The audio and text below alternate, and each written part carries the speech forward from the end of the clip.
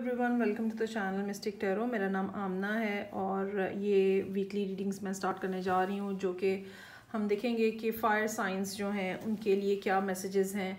हफ्ते के हर दिन के लिए एक कार्ड होगा। सो मैं स्टार्ट करूँगी विद एरीज।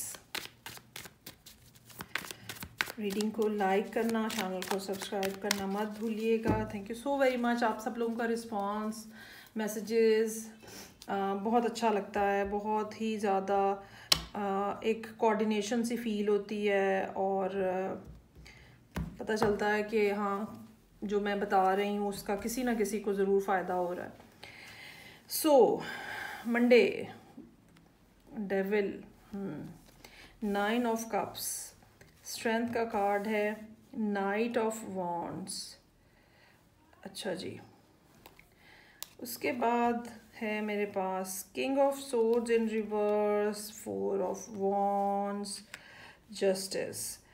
पहली बात तो ये है कि ऐसे अप एंड डाउन टाइप का वीक नज़र आ रहा है और लेकिन ये कि आप बहरहाल यू आर नॉट कि जी आप अपनी एनर्जी में नहीं नज़र आ रहे और एक जो ट्रू एरीज़ है वो यहाँ पे मिसिंग है। ठीक है, कंफ्यूजन है और चिड़चिड़ाहट है, इस किस्म की बात नहीं है यहाँ पे। So either you are dealing with some Capricorn या ये ऐसी बात है कोई जो कि पिछले महीने से आ रही है, आप रिजॉल्व नहीं कर पा रहे हैं, इसकी वजह से बार बार ये आपके जहन में आती है, बार बार आप जो है वो इससे छुटकारा हासिल करने की कोशिश कर रहे हैं। ज़्यादा परेशानी की बात इसलिए मुझे नज़र नहीं आ रही कि एक तो आप इससे छुटकारा हासिल करना चाह रहे हैं, जो भी प्रॉब्लम है, पर्सन है, चीज़ है, you just really want to get rid of that thing, person, जो भी है यहाँ पे।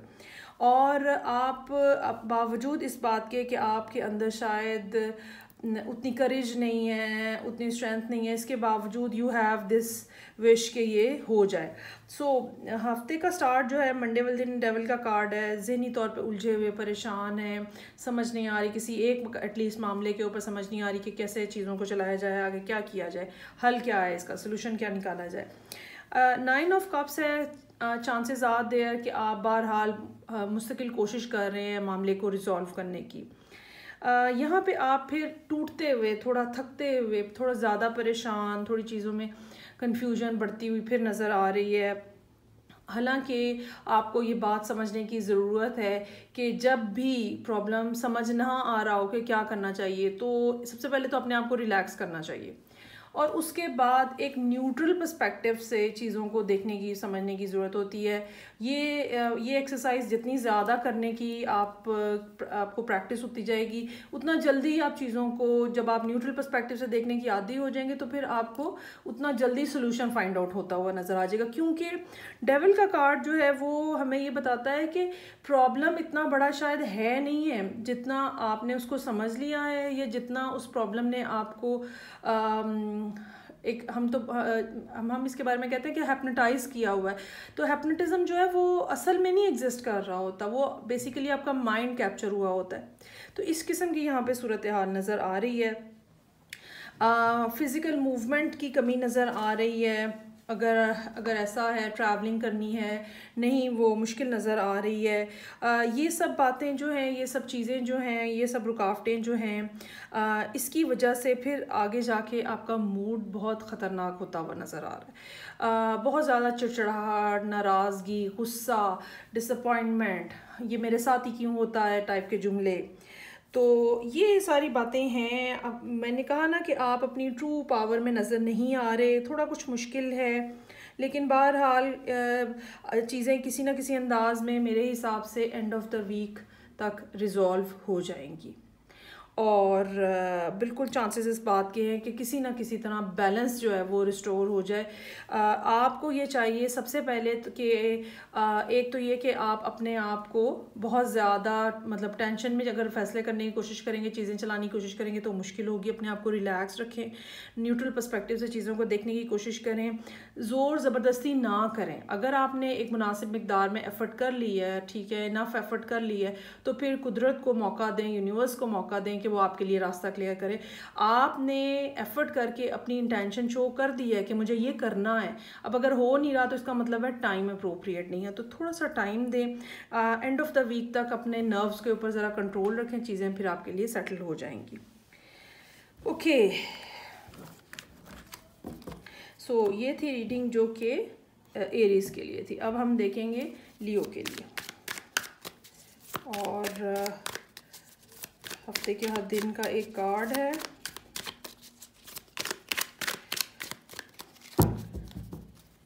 रीडिंग को लाइक करना, चैनल को सब्सक्राइब करना मत भूलिएगा।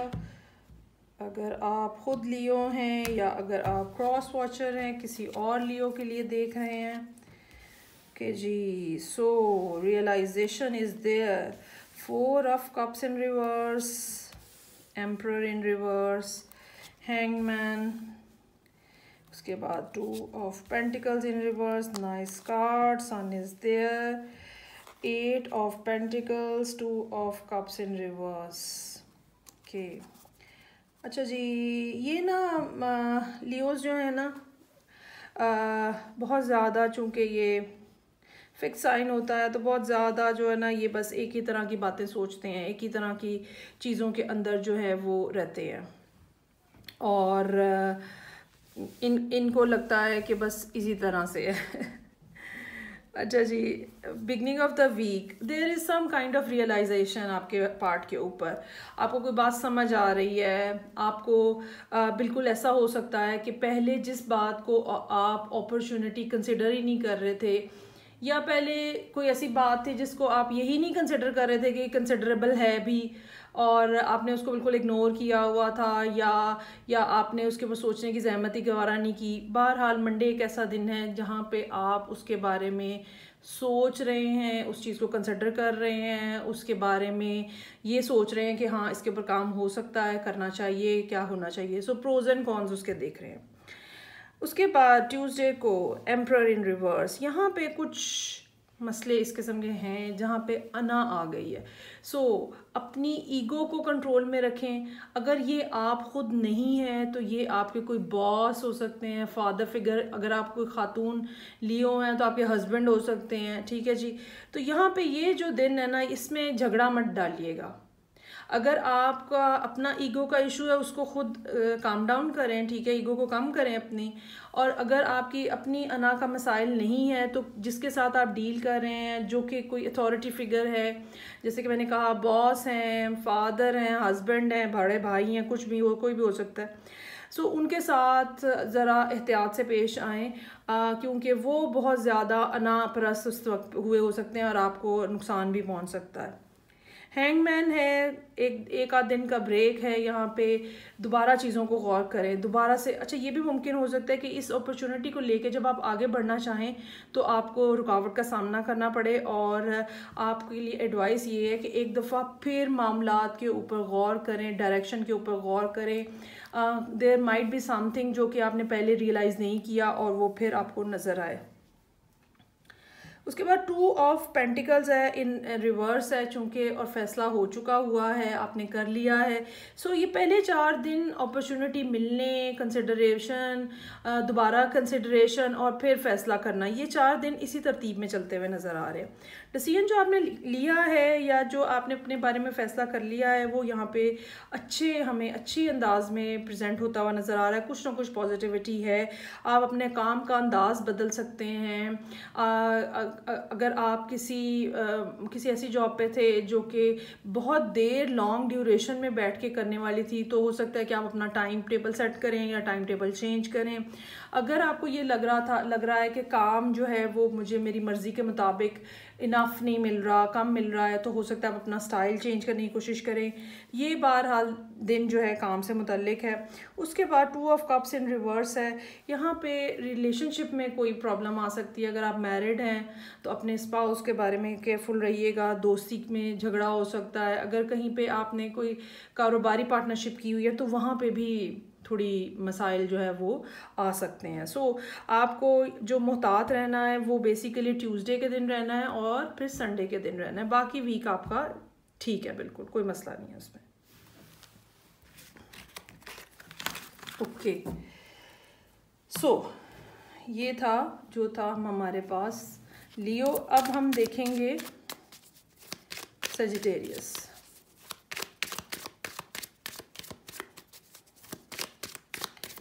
सजिटेरियस के लिए भी हफ्ते के हर दिन के लिए हिसाब से एक कार्ड है मेरे पास, और फ्रॉम मंडे 1 मार्च ये वीक स्टार्ट हो रहा है।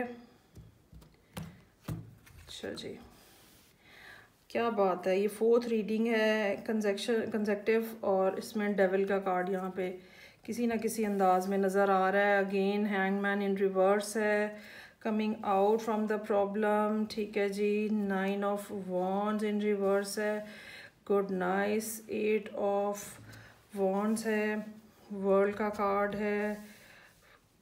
Okay, king of wands in reverse है, और मेरे पास एंड पे है 3 ऑफ सोर्ड्स।